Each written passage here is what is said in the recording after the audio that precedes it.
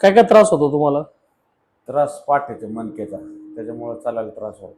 बरं, म्हणजे कमरेमध्ये वेदना होतात कमरेमध्ये आणि कोणत्या पायामध्ये वेदना होतात? डाव्या साईड. डाव्या साईडला. कधीपासून त्रास आहे? बरेच 4-5 वर्षापासून आता. एक ट्रीटमेंट झाली, 2 ट्रीटमेंट झाली, काही बदल वाटतो का? 50% फरक आहे. 50% बरं वाटतं.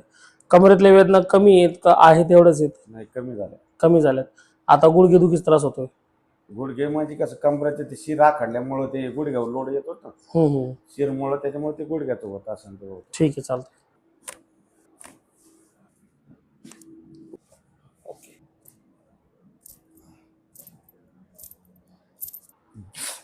बस. झालं. बस.